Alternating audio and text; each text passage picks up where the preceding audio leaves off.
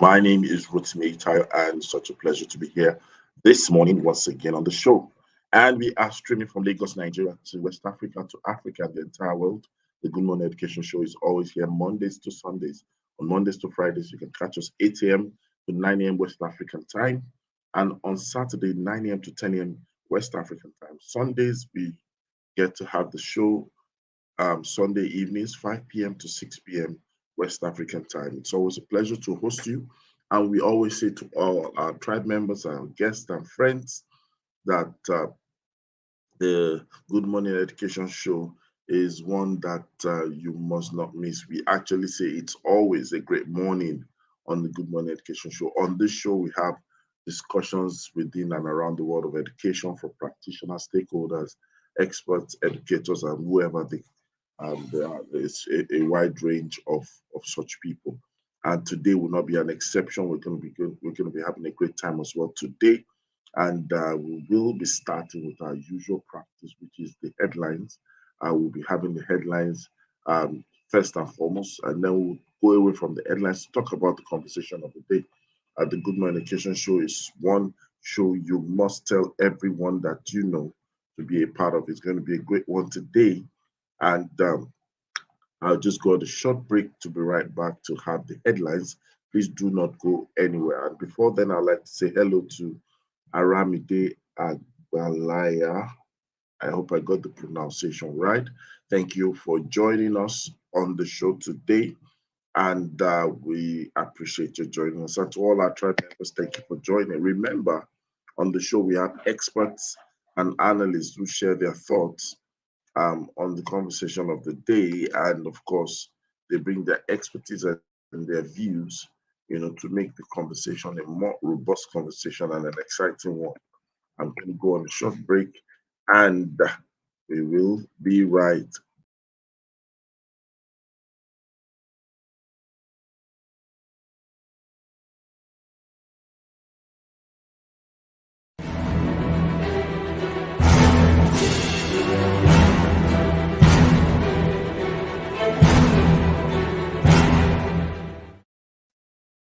Welcome back, welcome back, welcome back. This is the Good Morning Education Show, and we are right back. And the first headline is the headline that captures what the federal government is planning and is actually having in the works. The headline says FG6 collaboration with states to reposition senior secondary school, or better still, senior secondary education. This is coming from the Guardian Nigerian News, and it's really talking about the fact that moves are actually being made to reposition not just education, but then to reposition senior secondary education. I think this is a good one, and would like to encourage the government to fast track that and make it something that we can, experience in the shortest possible time. I personally believe that this is the right move in the right direction, and it will afford us the chance and opportunity to do so much more. The next one is 400 level Bowen Varsity students emerges best in essay competition. Um, this is not bad. Sometimes it seems like the primary and secondary education seem to take the center stage a lot of times when it comes to competitions, but the universities are also blazing the trail, you know. And in that news, the Vice Chancellor of Bowen University, Iwo, Washington State, Prof. Joshua Ogunwole, has expressed gratitude to Governor Boyega Oyetola over the essay competition put up to celebrate the state's 30 years of existence.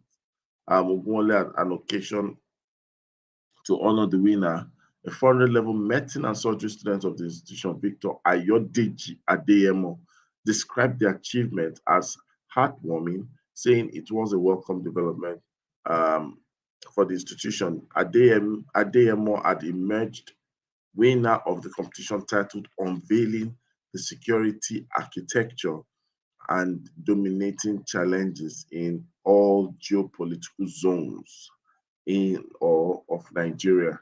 Well done, and congratulations um, to our winner. And we hope that more of this will be encouraged. We want to see more people, using their talents and finding expression in the things they so do have skills and competence in.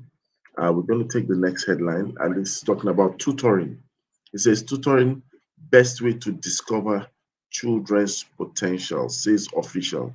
Well, there are many thoughts to tutoring, but you also know that tutoring is part of nurture and grooming process. So um, we're not just looking at tutoring in terms of the intervention as a support system to the regular learning and teaching, but Permanent Secretary, Lagos State Ministry of Education, Dr. Yinka Ayodele, has disclosed that tutoring children at a tender age is the best way to discover their potential, meaning that we need to start early.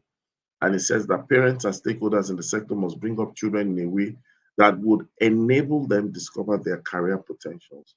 She said, a nation without a vision for the children is actually visionless. And I like to add this um, to what has been said. I think that it's important that we understand the reason we educate children or the reason we support children should not be predicated only on their career advancement. We need to realize that children are human beings, not robot beings, not labor beings. They are human beings. And because of that, if everything we do in our lives is to ensure that children are ready for labor, when I mean labor, I mean um, getting a job and all that, then it will not provide the best of balance, and we will still cheat ourselves regardless. That different people that will find their path and find their edge, and in most cases, it might not be towards an academically inclined pursuit. And so we must understand as we nurture, or when we say, like to borrow the words of the permanent secretary, when we say tutoring. Tutoring should be about life, and life inside life as a component is where you have career. And we also realize that careers actually are not static in nature, they evolve. So today's career probably was not predominantly in in fashion 40 years ago. And so we recognize that the children are going to evolve because they live in an evolving world.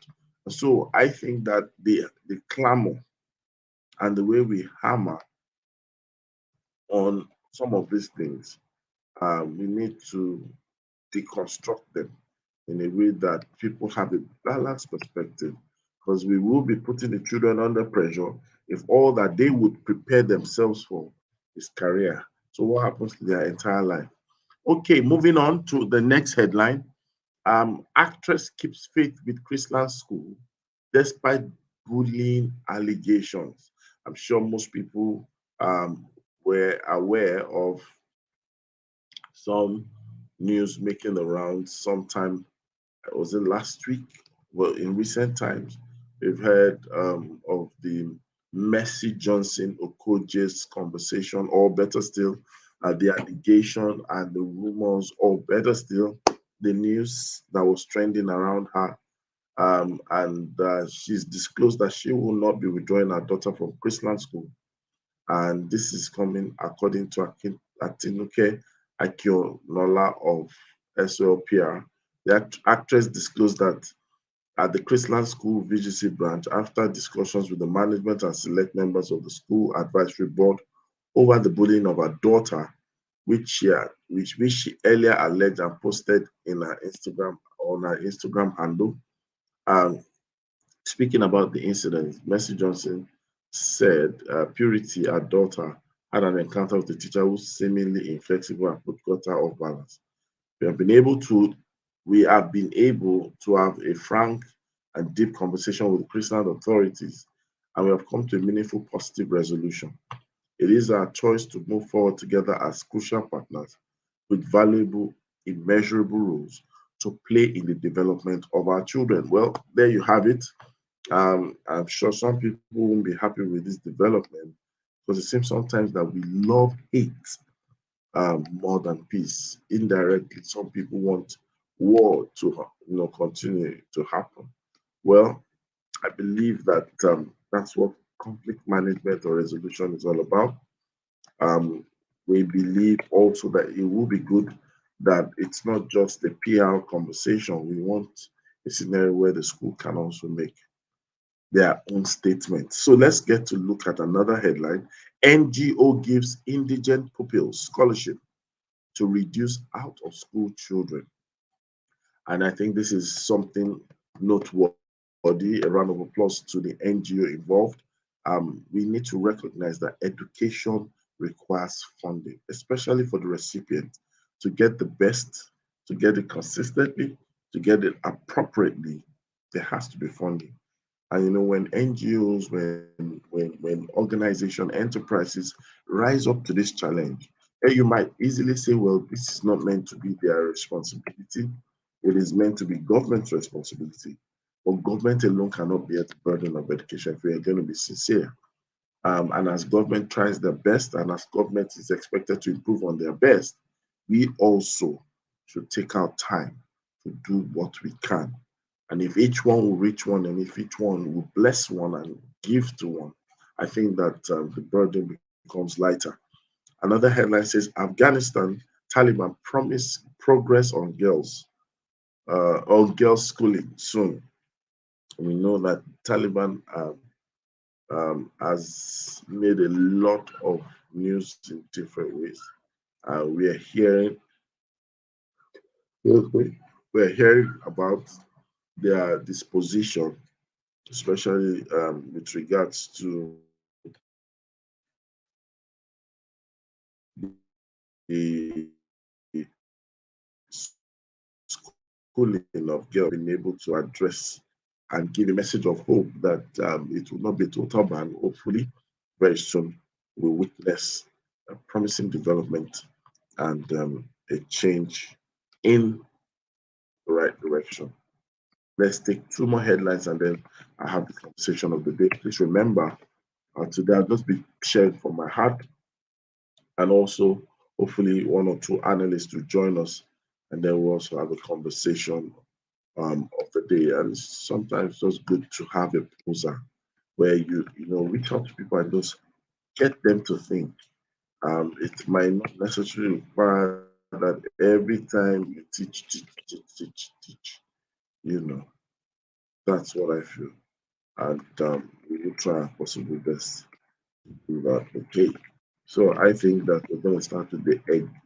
The JAM remits operating surplus of 3.51 billion to federal government. I think this is the reason the registrar was reappointed. But then I also want them to know that it's not really what we should be celebrating. I feel that there's a lot that we are not doing, and we are so much distracted by the seemingly good of what we see out there in the open as media stunt up or addressing the optics. It won't be out of place for JAM to also improve their processes if they've been able to have surplus operational funds. I think that they're careful in using the word profit, so that's why it's called surplus. Surplus can be plowed back. Yes, we recognize what happened during the pandemic, but then we must realign our minds to the horror, the torture, the stress that people go through the JAM exams go through. I think it will not be out of place, even if JAM is actively in the forefront, of empowering schools, empowering education, especially through development, of systems, support structures, and infrastructure. So JAM, yes, good one, but I'm not so excited about this, because if JAM recognizes that it's an agency of state that could also be considered in form of nation building, then there should be more strategic thought that we are not just a remittance organization. We are um, we are an organization that is based on development and advancement of education. The next one says exam malpractice, ICPC, DSS arrests 48 lecturers, parents, others. 48 lecturers, parents, others arrested by the Independent Public Commission and DSS. Well, there's nothing to say about this. It's just the reality of what it is. And on that note, I would like to quickly move on to our conversation of the day. We will be talking about Dear Teacher, New Year is coming. Dear Teacher, New Year is coming. Um, we all know how it is when you begin to sense that the year is coming to a close or it's coming to an end. The calendar has so much magical power on so many people that in fact it begins to affect your mood, it begins to affect your direction. Some people, in a way, they feel under pressure. That look at it, we're in the month of November. That's precisely the 11th month.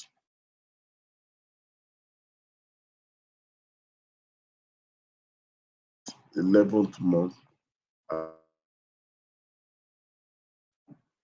That's precisely the 11th month of the year, and most people are, are are feeling under pressure for goals that have not been achieved or attained, for goals that are yet to be sustained, or for things that are there. People just start feeling this sense of achievement, or some cases pressure for achievement. Some people feel bad that they've not made money, they've not gotten their goals that they've written down, so many things. However, we need to recognize that it's important for us out there to begin to realize that the calendar is not really the power, you know. It's just for us to bring ourselves into that consciousness that yes, it's possible for us to start off um, and also begin to reflect. Because my perception and perspective is that when we reflect more, we will regret less. I repeat, when we reflect more, it helps us and positions us not to regret. So it's like giving you opportunity to understand, that yes, you don't want to regret, and I will be saying this because a lot of people have also had so many achievements. Some people have had so many disappointments, and so many people are feeling bad. So many people are feeling, low. So many people are feeling certain ways, and I know that it is important for them to. It is important for them to get to realize that it is not meant to be that way. There has to be some measure of improvement, some measure of development, some measure of growth, some measure of advancement, and as the case may be. And so I believe that as we look at the topic today, remember I said it's just a short one and I'll be out of your face. It's just to make you understand that when we say New Year is coming, you need to understand that there's a stress on the word coming, right? Time comes. The time has come for us to do certain things. The time has come for us to do certain things, come for us to achieve certain things, come for us to behave in a certain way, in a certain manner. The time has come. New Year is coming. Then it gives you this understanding and behavior or disposition to race towards the year, to run towards the year, to run towards making a shift and making a change in your favor. And that's really what it means when we say new year is coming. And a new year doesn't mean that we have to wait till the clock strikes 12:01 or 12 midnight of December 31st into the 1st of 2022. But it's more like positioning our minds and realizing that without wasting much time, we are already the people who can usher ourselves into the year we deserve. A new year is almost like saying you're stepping into a season of newness, a season of freshness, a season where you begin to rewind and recoil and redo the things that really needs to be done. And because the new year is coming, the one who plans positions themselves to get a better outcome. You see, I think that there's no happiness in the days itself, but the happiness we get from the days are designed by us based on the level and the depth of things we put into those days. And this is why you need to think about it this morning. On the show, we are saying it that, look, dear teacher, and you don't have to be a teacher alone. It's just the teacher is now what we're using to address their business owner, their entrepreneur, their employer, their employee, their administrator, their regulator. A new year is coming. And everyone, by default, when we look at the new year in terms of calendar, we find out that there's always anticipation, there's always excitement in the air, there's always happiness of some sort. That's what the new year does. And I think that we must come to the understanding that new year should bring new things. I think that everyone should be thinking about you know a new self, a new version of themselves. And newness doesn't mean if that you've erased what you used to be. It just says that you come with new strength, new perspective. Your message can still be the same, but your methodologies can change. Your mandate can still be the same, but your approach can be different. Sometimes your assignment might not change, but the degree of zeal, the degree of innovation and resourcefulness you bring to it, it might be different. Sometimes your job might not change, but your perspective, your research, and also the drive for performance might be different. And this is all we're just trying to say to people out there, that it's time for us to understand that the year should not be with the woe sad. If you've not gotten enough out of the year, no problem. But you need to get enough into the coming year. Because if the year that has passed or that is rolling by and is passing away did not come out to you as a great year, then this is the best time for you to get to the drawing board or the drawing books to be able to design the year that you truly deserve. And you can't do this alone, because I'm sure some people are asking. So yes, we understand. Yes, will excitement just come like that, or even if it comes, will it deliver a year? No. What we're just trying to say is that because of what you're conscious of, you begin to make the right provisions. Make provisions for friendship, true friendships. Make provision for support, true support. Make provision for help, true help. Make provision for increase, true increase. Make provisions across the divide. And let me tell you this, once you're able to do so, the provisions that you make will position you into the best state and place of possibility. And that's what I believe. Honestly, that's what I believe. And I look at it and I say that, look, we need to ask ourselves, how much of provisions are we making for ourselves towards our desire for the new year? A lot of people don't make enough provision. A lot of people don't make adequate provisions. A lot of people don't make necessary provision. We make provision for worry, meaning that we provide space in our hearts, in our minds, in our beings to worry. We provide space to be disappointed. We provide space to fail. We provide space to be disappointed. But imagine you are able to swap, cause a swap, where you are able to provide space for the right kind of things, and that's really how that works.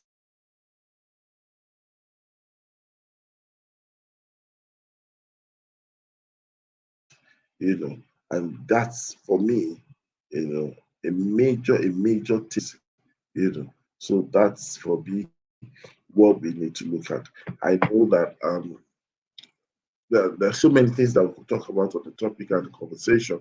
But I really want to bring it to that point because I said it's a reflective moment, and I think and get you excited about the year. And the year can mean anything to you. It can be the year of your business, it can be the year of your decision, the year of your transition, whatever it is. You know, you need to make the right provisions, and when you do so, it positions you to better outcomes. Provision for strength, provision for the right kind of networking. I want you to understand that even your business model itself serves as a provision for your success because it will help to enable or guarantee eventual success, as it is. So, well, thank you all for joining us today. Um, I will be I will be signing off now, and I'd like to inform you out there that the APEN conference is going on. Started yesterday, going to end today, and it's going to be an amazing time. If you have the opportunity to still register, please do. If you're part of it, please learn more, share with others as well. And what do I want to say? Then the Team Master Spelling Bee is on. And I know that some people have registered, but some people have asked for extension. So the registration deadline has been extended to the end of November. Make sure that you are a part of this competition. Tell someone to tell someone to. It's open to everyone, individuals, schools as well. And of course, make sure that you are the best version of yourself. And remember till we come away tomorrow, same time, 8 a.m. to 9 a.m. on the Good Morning Education Show. It's something that we love to see on the show as we end the show. It's always a great morning. That's what we say on the Good Morning Education Show. I will be seeing you tomorrow, and I'm sure our analysts will also be there. But we have to end the show today. It's just a 30 minutes version today, but then tomorrow will be better. Looking forward to seeing you tomorrow. Take care. God bless you.